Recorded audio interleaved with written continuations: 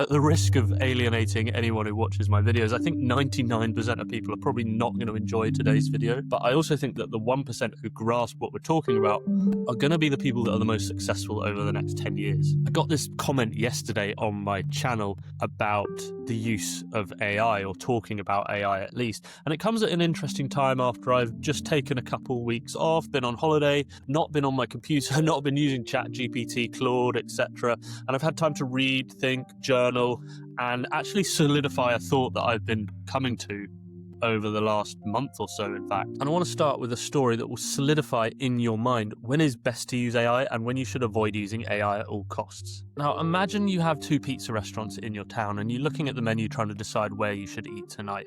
You look at the first menu, it's bog standard, it's margherita pizza, tomato, cheese, basil on a pizza base. Good enough, should do the job. But then you go to the other restaurant and you look at their menu, margherita pizza with tomato, homegrown and hand-picked by Nonna. It's a very subtle difference, but in your mind, which restaurant are you going to pick? You're probably going to pick the restaurant where the tomatoes are actually homegrown, hand-picked by this Italian grandparent who probably is awesome, knows their way around a tomato plant, have been growing these for years or decades, knows how to help the restaurant make a great tomato sauce. You also think in your mind probably that if the restaurant is willing to go to that length to homegrow, hand-pick, get the tomatoes to the restaurant, clean them, mash them up, pulp them into a sauce, spread them on a pizza, they must be really good. They must have gone to so much time and effort to create this amazing product that is going to probably give you a different experience. It's probably going to taste better. And this is something that I think we often forget, and the effort, the detail, the time that goes into creating something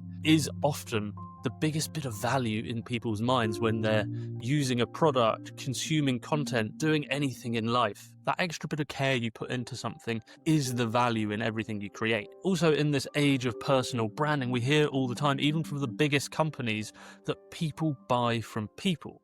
And people post about this on social media in one breath, and in the next breath, they're trying to sell you a system to create all your content automatically. Well, think about it when you're digging a little bit deeper. If you're not the one actually creating and putting the time and the effort and the detail into everything you're outputting, and you're just relying on a machine under the hood to do 99% of the work, then people aren't buying from people, they're buying from a machine with a human face to it. So when we talk about creating content for any reason, particularly for marketing and brand, personal brand as well, that time, effort, detail you put into your work is what is going to drive the value long term.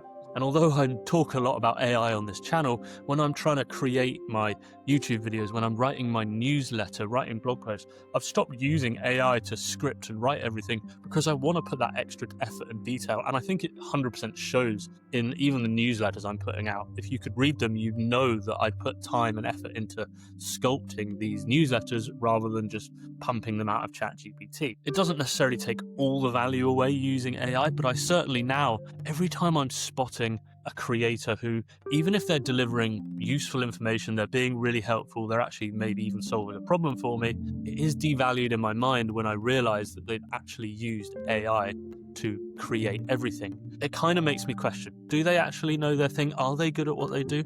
Or have they relied on ChatGPT to actually do all of the heavy lifting, do all the research, put it all together, and they've just got a nice tone of voice document which kind of makes it sound like them? Whereas if I know someone has put the effort in, I know how hard it is to pull ideas out of your brain, connect them up, and actually communicate them into a document or a newsletter or a video, it provides more value for me as a consumer of that person's content.